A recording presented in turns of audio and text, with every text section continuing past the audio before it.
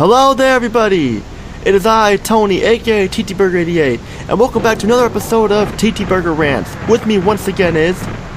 Razorblade1812. Hello, Razorblade, and welcome to another gaming rant here. This is just kind of a follow-up of my E3 videos that I made, and I'm safe to say that me and Razorblade here can say that E3 was a little disappointing for us. Sure, I may agree that Sony was a little better than Microsoft, but the thing is that like both the conferences were bad. I didn't follow Nintendo's. All I know is that somebody told me that they announced Metroid Prime 4. That's all I know.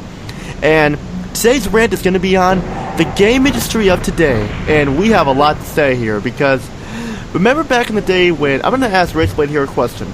Remember back in the day when we were kids and like gaming was a lot better than it was today because there were so many games you could play, a lot of originality, no DLC that you had to wait for, and everything was on the disc right away. You remember those days, Razorblade?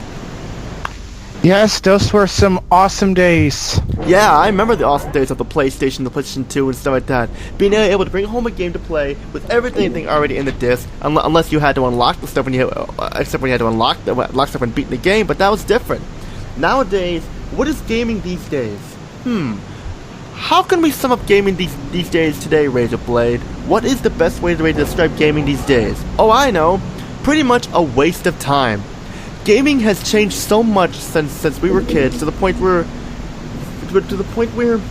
video games are dying slowly. Yeah, I agree with you. Yeah, what else do you gotta say? Like some problems with the game industry these days. Like, what do you gotta say about that?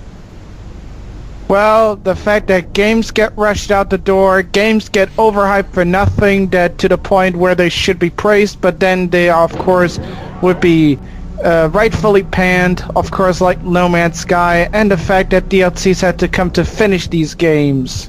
Yep, and the fact, like, a lot of games that are great and end up being good games, they get shunned away by the media and the critics and stuff like that. Perfect example of what I'm talking about is the Neptunia series.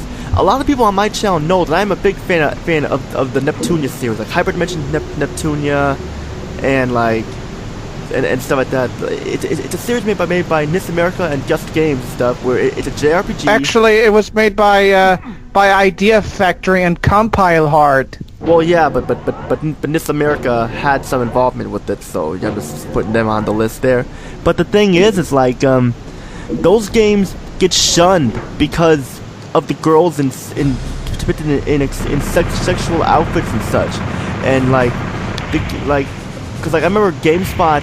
We're gonna talk about the review sites here later, but I remember GameSpot gave Hyperdimension Neptunia a 3.5 out of 10, and I'm like thinking to myself, are you out of your mind? A 3.5 out of 10 just because of the graphics and because the girls are depicted in sexual costumes? I mean, of course it was reviewed by a woman named Kat Bailey, so obviously why would they have a woman review this game? But the point is that like games that I like and I'm sure other people like are getting shunned away because a lot of people don't care about JRPGs. But because they rather play their precious Call of Duty or their precious Marvel vs. Capcom Street Fighter shit, or freaking or the freaking Mario and or Amiibos and stuff like that, or Skylanders. I mean, that's all. I mean, like or the sport games and stuff like Madden. That's just pretty much all you see in the gaming industry these days. Like every game wants to copy another game and stuff like that. Perfect example of this is Tekken 7. I recently reviewed Tekken 7. I'm sure Razorblade here knows how much I hate that game. And me being a hardcore Tekken fan, I was insulted that Tekken 7 was basically like Street Fighter. Why was it like Street Fighter? I have no idea. They don't tell you why. It was just the game was awful. And oh man. What else you got? And of course with some really silly characters thrown in, like Lucky Chloe. She must be the silliest character ever in a fighting game. It's like she doesn't even belong in the Tekken series. And the fact that they had to put Akuma from Street Fighter in there, and they had to put him in the story. Yeah, just try to make you actually love Street Fighter for a change. Yeah. Except that you are still immune to their charms. Oh, better yet, why don't you just put Chun-Li or Cammy in there? I mean, yeah, those. I mean, like, just put them in there and have Cammy be like a relative of the Williams sisters or so like that. That would be worse if you did that, because even though I don't care for Street Fighter at all, I never cared for it. But the thing is that Street Fighter gets marketed. In fact, I'm gonna talk a little bit about Street Fighter here and how like Capcom always has the nerve to release a bunch of extended versions of the Street Fighter games, like Super Street Fighter 5, Street Fighter 5 this, Street Fighter 5 Super Edition, or whatever you call it. And I don't know. It's just pathetic, if you ask me. Pathetic. And the fact of the matter is that, like, a lot of games hold your hand all the time because kids don't like challenge. So you know what they do? They set waypoints for you to go. They make the game so easy that you can beat it in one sitting, or it's like without using all your head or solving puzzles to open up a new area. Yeah, like remember the days like Half-Life and Doom, or even like Quake, and where you have to solve puzzles in order to advance further in a level. Yeah, or the days or Codename Tenka or Disruptor or stuff like that. Remember those days? No. Nowadays, hey kids, you stuck? Follow the waypoint. You'll know where to go.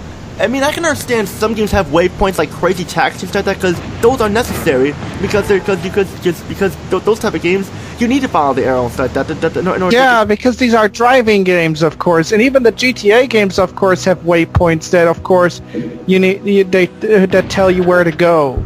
But that's different though. But like a first-person shooter and a third-person action game, stuff like that. Jesus Christ! I mean, I don't feel like I'm being challenged here. I feel like I'm playing a game of peekaboo or something like that with stuff like that. That's just what it is. I mean, and there are games that do require you to use your head, like Killzone 2. Only except that game gets shunned because it's not a Halo game. It's not like Halo and stuff. I mean, that's why Haze was considered shit. I mean, I liked the game Haze. It was by Free Radical, but no, people were hyping up to be a Halo killer, and because of that, people hated it because it wasn't a Halo killer. But who cares? It was still a good game. Well, and the fact that the game was rushed, and the fact that it actually made Free Radical go out of business because of its failure. Well, oh yeah, and some ordinary gamers also made a video on it, and where he talks about how and where Mutahar talks about how horrible that game was. That game was fun. I mean, sure, it was short, but it was fun. I mean, Nectar is cool. I mean, like Nectar, use Nectar like that, and it made me feel invincible. But for every high, there's a low. Yeah, I mean, I've heard people could complain about the game because they didn't show Shane Carpenter's face, the main character's face. And why is that a big deal? I don't know. But and let's talk about games that like, say for example, like games that ended on a cliffhanger, and since they didn't sell so well, they end up not making a sequel, like Vampire Rain. One of the worst games ever, one of the quote unquote worst games ever made, according to people, because it was too hard when it was actually really easy. When it actually was easy once you got that used to it and stuff. And not only that, like I forgot to mention how like companies decide to change their ways, like and stuff like no more Silent Hill or Metal Gear. Well, Metal Gear is being Metal Gear, whatever it's called. It looks like shit, the new Metal Gear game. And Silent Hill was done, stuff like that, which thank God that's done. And it changed everything. Like Resident Evil for the longest, Resident Evil is still nowhere near. I mean, sure that it may be like horror like what it used to be, but it's nowhere near as fun as it was like with after Resident Evil 4 was Resident Evil 3 and such as well. And one thing that drives me nuts here are fucking QuickTime events. Seriously, people, enough with the QuickTime events. I mean, certain QuickTime games. That is something that only belongs in like FMV games. Well, yeah, or like in games that kind of play like FMV games, like Heavy Rain. Yeah, and all the Quantic Dream games. Those are actually games that felt like actual FMV games, except they have full 3D graphics. Yeah, that's fine, but like first-person shooters and action games having those, no way. Those are not necessary. Hell, the story mode in Tekken 7 had QuickTime events in it. I'm not joking. A QuickTime event to throw Kazuya off the cliff when he was a kid, and like or to dodge a kick or something like that. I'm seriously, quick time events were fun at first, but after a while they're getting kind of annoying. God of War was fine. Resident Evil 4 I didn't mind, but when they keep constantly doing this stuff, it's just like, Jesus Christ, enough is enough with the quick time events. The only time you can use quick time events if it's an FMV-like game, it's like a movie like Heavy Rain or Fox Hunt or Wing Commander 3: Heart of the Tiger, or so like or Brain Dead 13 starring Fitz and stuff like that. That is fine, but not like all the games like that. In fact, why don't we talk a little bit about Call of Duty? What do you got to say about Call of Duty after all these years? Well, Call of Duty is in serious disarray.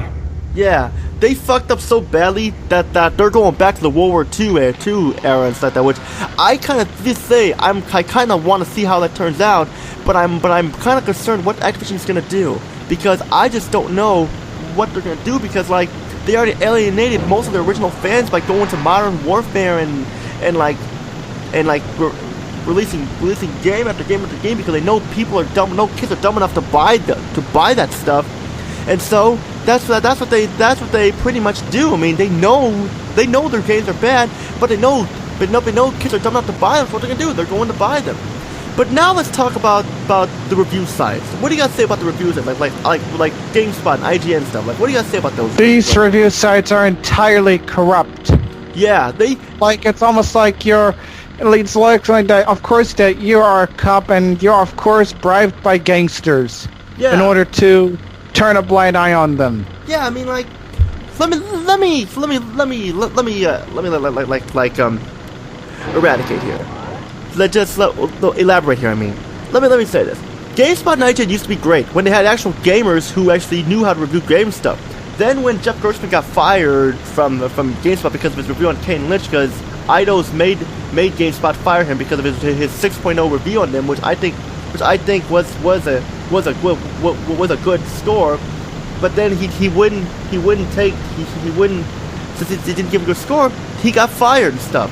And then like all the other original people left because they felt vulnerable. Yeah, even Alex Navarro will miss him. Yeah, Alex Navarro, Jeff Gerstmann, Ryan Davis, rest his soul because he passed away a few years back. Rest in peace, Ryan Davis, and Jason Ocampo and Brett Shoemaker. They all moved to Giant Bomb, but they don't. Greg Kasabin. Yeah, Greg Kasabin as well, but a lot of them don't even do video reviews anymore, so I kind of miss those days. Nowadays, for like GameSpot, we have like these people who don't know shit what they're talking about, who are pretty much paid by developers to give the games good scores because they know, because the developers can't take criticism and stuff like that, and they know they'll get fired. This is why Hyperdimension Neptunia got a low score because whoever, because they didn't have money, they didn't pay them enough to give them a high score and stuff like that. It's like whoever has the most money gets the high score, and the ones who don't have the most money, they get automatic bad scores right away. I mean, I feel bad for the people at Compile Heart and like whoever and Idea Factory, because they made a fantastic series. Sure, it may be a little milked out on the portable consoles, but I'm talking about the regular console stuff like it's on. I mean, Mega Dimension Neptunia V2 was awesome. I heard they're actually releasing Mega Dimension V2R, which basically just be like a VR Neptunia and stuff like that, which I'm not really going to be entirely looking forward to. I have virtual reality and stuff, so, but like, this American stuff made other great games as well, like Mugen Souls and the Atelier games, which they get bashed for graphics and voice acting stuff when you don't realize, if you don't like the English voice acting, change it to the Japanese. Most of those games have the Japanese voice acting, well, except for Atelier Aisha, which didn't have the Japanese voice acting because they were part of Team Ninjas. They were part of Team Ninjas behind it and stuff, but still, you just change the Japanese voice acting, you lazy butts. Or unless you're too lazy, you just want to play the game right away and stuff.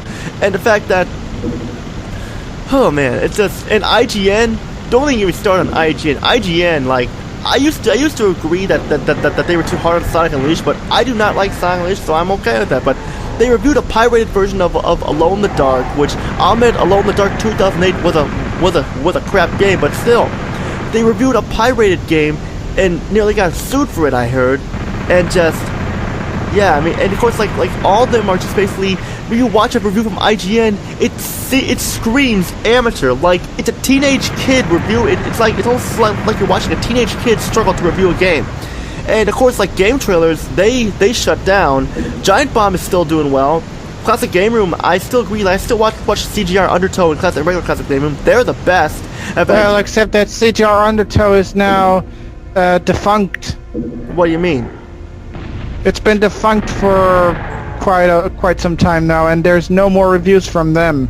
So Classic Game Room is pretty much the only place where you can see the reviews of the new games. Yeah, but at least you still get to watch Classic Game and stuff. Hell, even Rev 3 Games is great. Sure, Adam Sessler may be gone from journalism and stuff, but at least they have people who actually can review. I mean, Rev 3 Games, Classic Game Room and such, those are the best. And I don't know much about Machinima and stuff, so I really never go on there.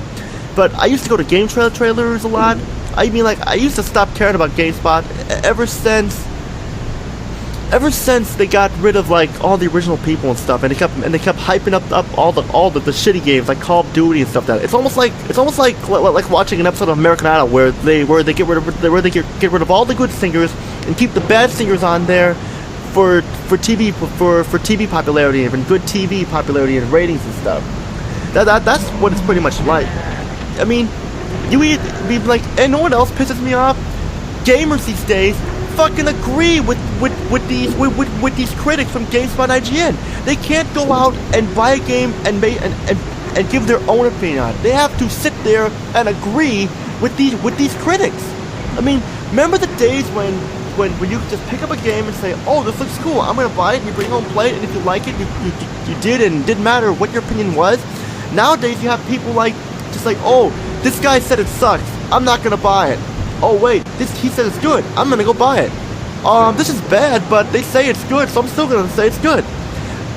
What the heck is wrong these days? What the heck is wrong with this? I mean, whatever happened? I feel like we took a step back in time instead of a step forward in time. I mean, what is going on here, people? I've never seen the gaming media. I mean, like gaming these days the gaming industry be so corrupt. And yet... Well, this is the obvious reason not to actually have a child in this day and age. Well... Or children, if you ask me. Well, I wouldn't say that, but, like, that's kind of off topic. But, like, I mean, like, here's another thing, too. Gaming is becoming all digital and stuff. Digital gaming is taking over. And yet, I do not like that because I like buying physical copies of games. I don't want to have to download a game. In fact, what if your console breaks down? You have to re-download the game and restart the game over from scratch. Perfect example is Hatsune Miku Project Diva Future Tone, one of my favorite games of this year. Hatsune Miku Project Diva Future Tone is a rhythm-based game made by Sega and it features Vocaloids. You don't know who the Vocaloids are. They started off as like an editing program with music and such, and then they decided to have some video games and stuff, and now they've been introduced to the Western market back in 2013. And those games are fun, but nobody gives a shit about them. Nobody cares because it's not like Guitar Hero and stuff. I mean, sure, maybe one player, but who cares? Have you ever heard of something called Taking Turns? Obviously not. And that game is a digital game only. So if my PS4 breaks down, I'm screwed because I'm gonna lose a lot of my perfect scores and stuff. But that's just me, though. And what else you gotta say? What else you gotta say about the gaming industry that pisses you off, Razorblade? Well, I honestly don't really know what pissed me off at the moment. There's... Oh, like the console? Let's talk about how, like, let's see here. The consoles don't last as long as older consoles do. Did you ever notice that? Like... Oh. That's for the fact that you have to that when you buy a game you have to install the game.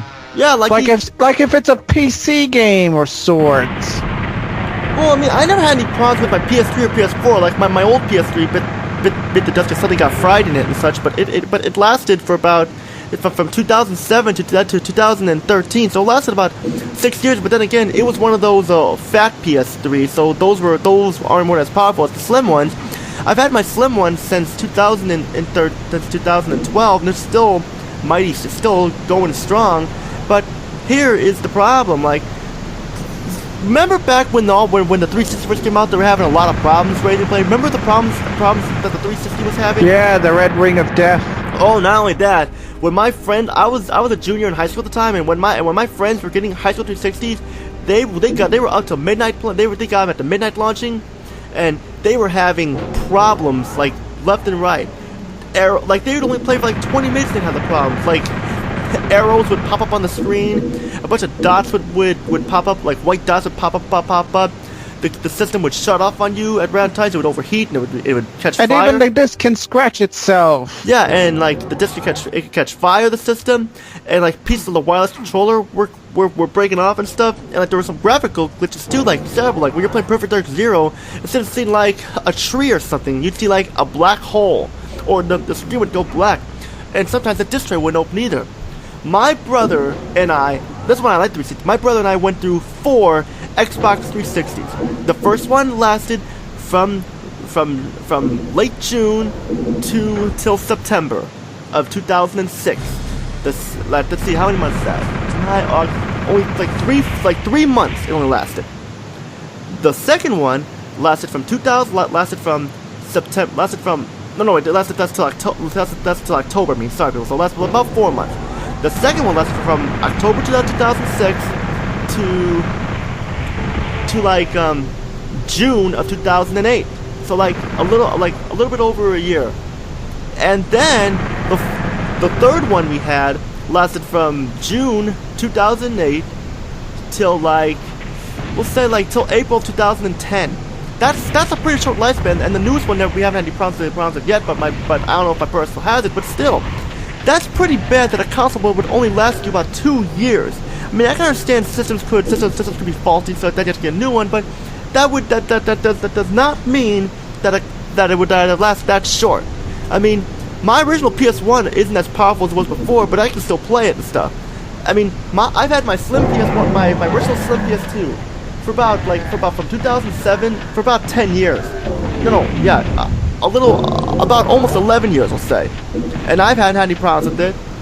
And yet, why did the 360 have problems? I don't know. And also not like that, the Xbox One had tons of problems too. I mean, when I go to GameStop, there are like tons of games, there are tons of Xbox Ones and 360s being returned.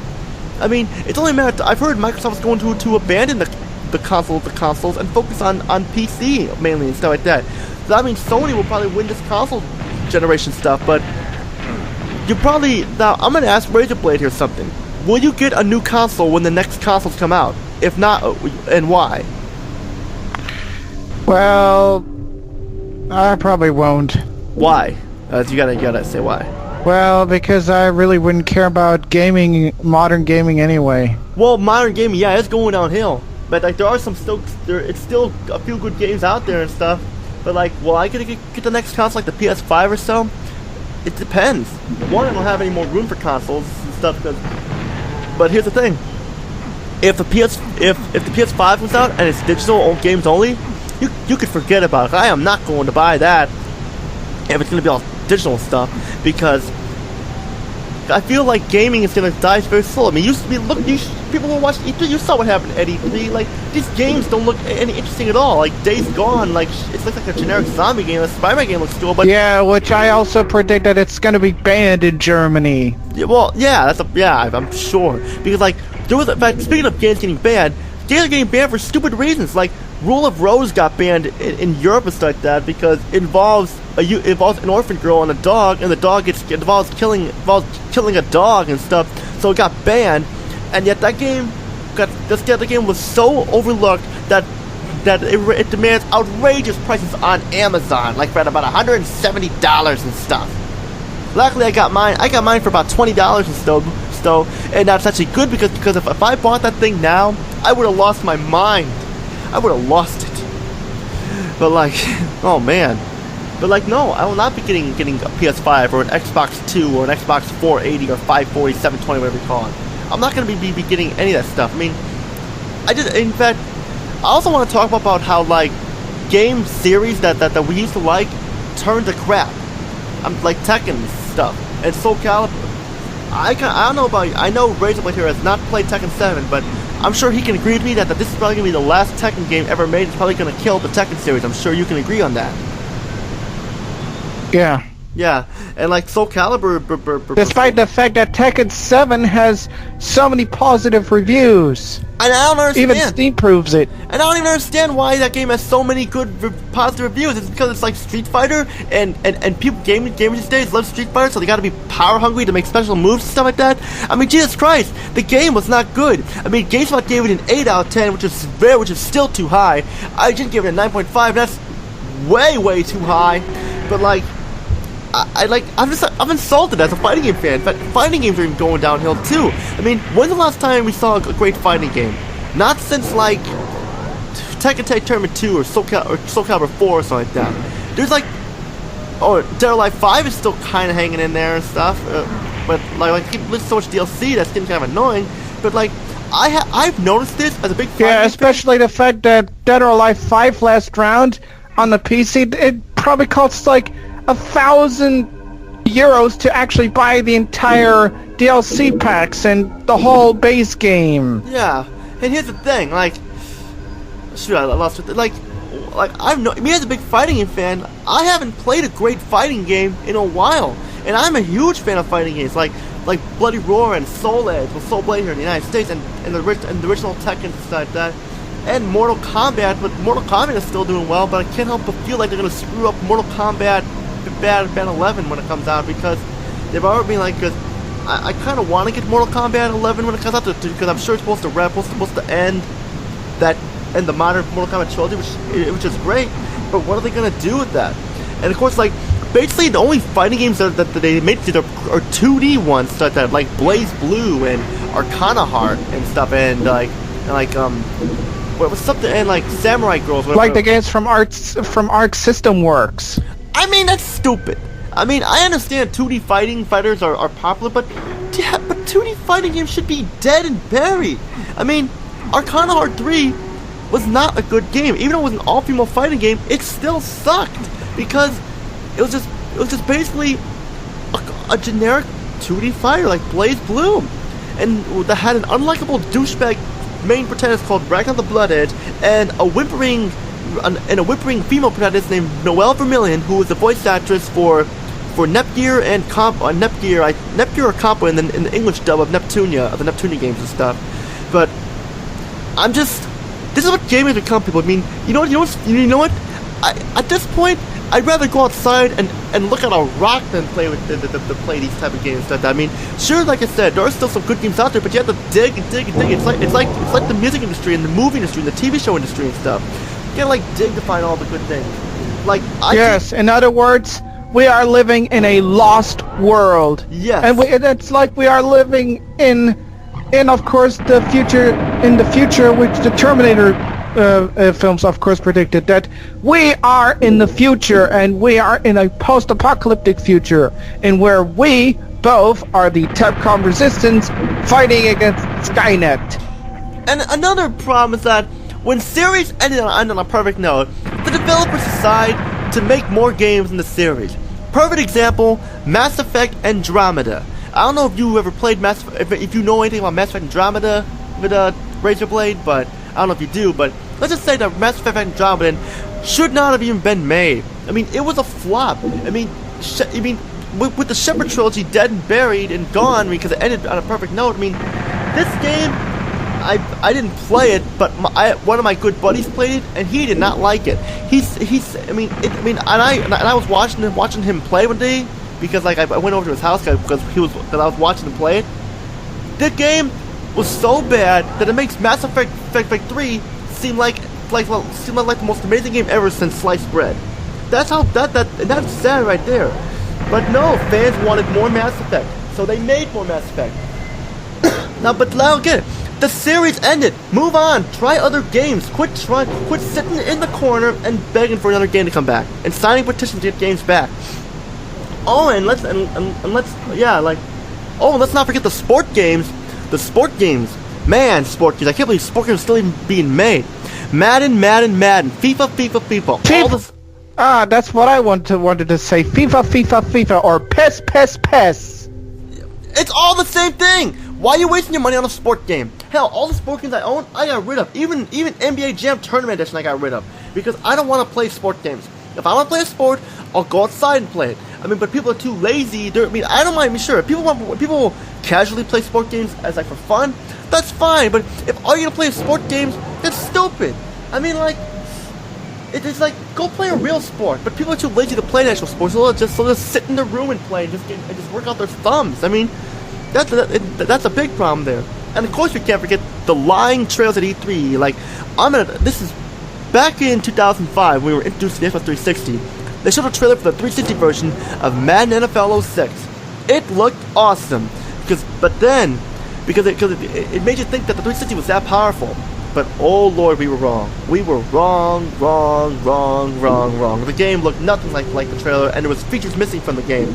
It didn't even deserve. Yeah, that's another problem with games. Trailers that look way better than the final product. Yeah, I mean, like, there were some games that actually looked like the trailers, like Metal Gear Solid 4, Guns of the Patriots, and Killzone 2 and stuff, but Motorstorm and stuff did not look like that.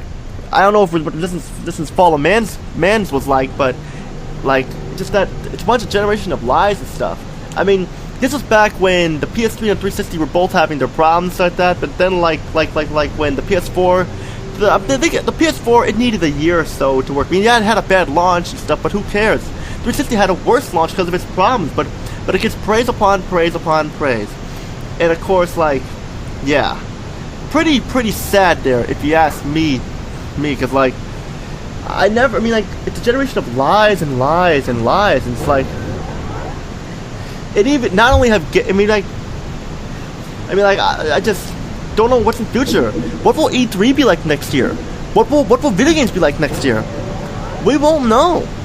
By this point, I'll probably be tired. I mean, I'll still be making reviews of stuff, of games, because I know the people want reviews, but I'm taking a break from making them because I'm gonna be doing stuff different with my game reviews, like a new style and stuff. I just gotta find out what style I want to do. That's why I've been taking a little break from making game reviews and bringing you more rants. Everyone on this channel more rants and stuff, because it had been a while since I made a rant and stuff, and I was rushing out reviews too quickly. But I'll still be making reviews and stuff, definitely, because I have a lot of games I want to talk about. But these modern games like that, I don't even think a lot of these modern games even deserve a review. I mean, like, there's only a few games modern that even want a review right now. That's the problem, and I don't know what they are. Like, Until Dawn would probably be worth it, and like No Man's Sky would probably be worth mentioning, because like we know No Man's Sky was overhyped and stuff, and look what happened to No Man's Sky, right, Razorblade? Yeah, it turned out to be a great disaster. Yeah, I know. And you were telling me to buy this game, which I honestly never did. I know, and rightfully so. Well, keep in mind, I was upset. I mean, I enjoyed it at first, but then I kept being the same thing over and over and over again. I was getting tired of it. I mean, I know it wasn't gonna be like Mass Effect. I knew it wasn't gonna be like Battlefront, but I did not expect it to get boring and such. I mean, that's the thing. But yeah, it's just if they make a No Man's Sky 2, fix it up. And of course, like, we have Battlefront, the new Battlefront game coming out soon. I don't know how that game's gonna be. It looks better than like the first Battlefront 2015, but I'm not holding any hope against that. I'm not. A lot of games. And that's why you should better play the pandemic developed games. Yeah, or the This America games. It's not that. Hell, you know what game series I still play. Like I said, I pre-ordered Seven Conquer Beach Splash because I know I like that game. It's a hack and slash game. It was original and stuff, and I liked how the game turned out. And I ordered. I had the first one, Estival Versus Summer Edition, and that was fun. Yeah, and Estival Versus is actually by far the best game in the series so far, for the fact that you can actually fall in love with the girls. Yeah, I mean, my game of the year was probably Seven Conquer Estival Versus, or Mega Man Neptunia V2, or Uncharted 4. Either one of those three games was considered awesome. In fact, oh man, I know we've been rambling on here for about 33 minutes here now, but just that I have a lot to say. Or like, and of course, like, so many Battlefield games are being released too. But no Battlefield game will top Battlefield Bad Company 1. That's the only Battlefield game I have, and it's the best Battlefield game ever. Sure, I mean, like, because here's the thing, you want to know why Battlefield Bad Company was an awesome game? Because it didn't just randomly throw a single player campaign in to get you practice for the multiplayer. This game focused on single player more than multiplayer. But because it was focused more on single player, not multiplayer, it was shunned. Just like The Darkness, just like the game Legendary. and just like Haze and stuff. And just like... Oh yeah, that's another thing we need to talk about. Online gaming. Online gaming. Okay, let's stay here. I don't mind online gaming. Online gaming, fine. But at least make local multiplayer fun. I mean, why does everything got to be online? I mean, because I remember like back in the days of the N64 and the PS2, you could play with the person next to you, and it was fun. Like all the screaming. Yeah, via a split screen. Yeah, I mean, I didn't have a multi-tab for my PS1 and PS2, but still, it was fun to watch and take turns. Nowadays, like, so many people online, the servers lag, and just like, I don't know what introduced online gaming, but I didn't play online gaming much. I very rarely play online gaming, and there were times when I tried to get into it and I couldn't. Even with Tekken Tag, I online games with Perfect Dark Zero when I had it, Tekken Tag Tournament 2, and Dead or Alive 4 when I had that game, and Haze, and such, and that was basically it. And of course, another problem: if your game don't have online multiplayer, your game is shunned out the door by the critics, and they don't give a shit. They won't care. And stuff. Yeah, that's why it seems like it's very mandatory to have online multiplayer in every single game. Yeah, perfect example of a game that has a single player tacked on. Resident Evil Operation Raccoon City, which we already knew that game was an insult to the Resident Evil series, and freaking Lost Planet 2 and stuff like that, and Lost Planet 3. And like, here's another problem with games: over-sexualizing characters, female characters in the game. Perfect example. I mean, I don't mind it. But it's just that, why does every game gotta do that? I mean, like for example, Lollipop Chainsaw. Every game has to have a bikini costume and stuff because there are people who like dress up in bikinis, which I understand. That's fine. But like, a lot of people just like, a lot of games do that to the point where it's kind of becoming annoying and stuff. Don't you agree? Yeah. Yeah, it's like, and of course, like, most male main characters in games are either gruff and angry all the time, or had some drag happen to them where it makes them gruff and angry, and it's the same thing over and over again. I mean, take the perfect example, like example of like a gruff, angry character. That is a tough one. I don't know, but and they also have main characters who are practically wimps and stuff, like Soul Calibur 5, Patroclus and Pyrrha. Patroclus was a whiny little bitch, and Pyrrha was a wuss-ass crybaby. Her winning poses had her crying and stuff. What kind of winning saying poses? Like, oh it's no, not my fault. This can't be my fault. You brought it upon yourself, and she runs away crying. I think myself, really? And Pyrrha was older than Patroclus, and she's like a whipping scared little girl, just like as what DX619 fans said about his review on Third Birthday, which made Aya Bria into a scared little girl, because we're not going to give away the reason. And the fact that portable gaming I don't care for much because I just don't like portable gaming because it gives me a headache and stuff. But virtual me neither. And virtual reality, I already talked about in my Sony E3 press conference that E3 you can only virtual reality you can only play for so long. But see how many problems there is with the game industry these days, people. I mean, that was like so many problems, and we named them in under an hour. If Razor Blade and I can name all those problems in under an hour, Houston, we have a major problem here. And the fact let's see what else here. Let's see what our problems are. The HD remaster collections. I forgot to mention this. HD remasters. I am so sick of seeing all these HD collections and remakes all over the place. It's like chicken pox, or like the measles, or shingles, or something like that. It's like a flu bug or something like that. Like, what are your thoughts on these HD remakes? Remasters, whatever, Toby. Well, they actually can be good to make sure that the games don't get old and that you don't miss out on them. I understand, but they milk them constantly. The worst one had to be the Silent Hill HD collection, because for two main reasons here. One, they changed the voice acting around. They had to record a new voice acting, and two, they used unfinished betas as the games as the versions used for HD collections, and they are horrible.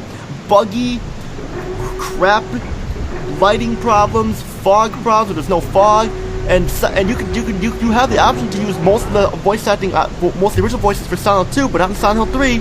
So I didn't even touch it.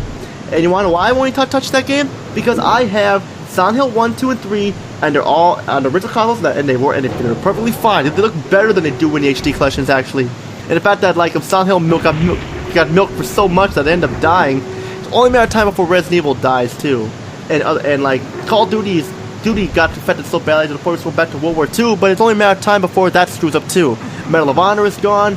Ridge Racer's dead because of what happened with Ridge Racer Unbound. Was more like a Burnout style clone. Oh, and like Ace and Soul Calibur 5, like I already mentioned, had the same problem Tekken 7 had all these new characters they didn't care about, and the two main characters were wusses, and the fact that the story mode was only like 1/4 long in the Western and the European versions and stuff.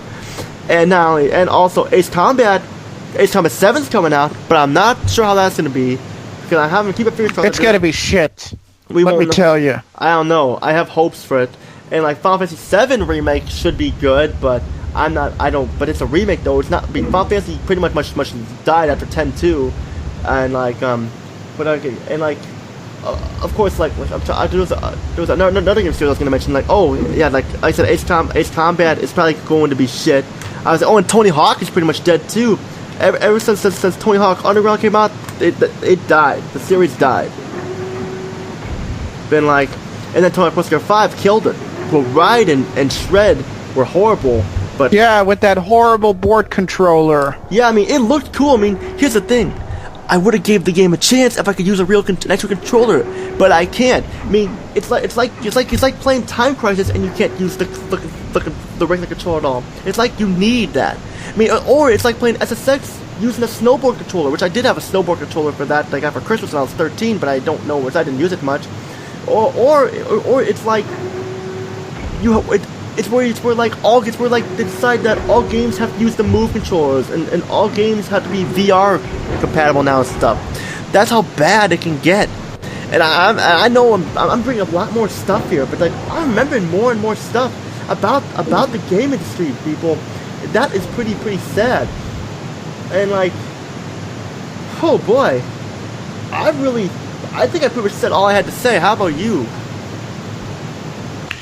I have nothing much else to say. The gaming world is lost now. Yeah, and like we are living in a lost world. Oh, and like don't forget the fact that I have one more thing. How like the Nintendo Switch came out and stuff, and it had a lot of problems. And don't forget like how like the DS and stuff and the Wii were incredibly hard to find. Like, I mean, and even the NES Classic was so hard to find too. And then all of a sudden, it just got discontinued after 6 months, just to make people like us angry. Yeah, I know. In fact, like, it's like what happened with the Dreamcast, too. I just got this disbanded inside that. It's like what happened with the Dreamcast.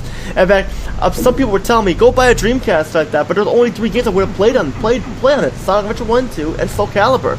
And I'm angry that Soul Calibur did not only got a 360 release. It did not get on PS3. What the heck was up with that? I mean, Soul Calibur looks nothing special nowadays, but it would have been nice to play it and stuff. Because I played it would have been even good if it was on the PlayStation 2.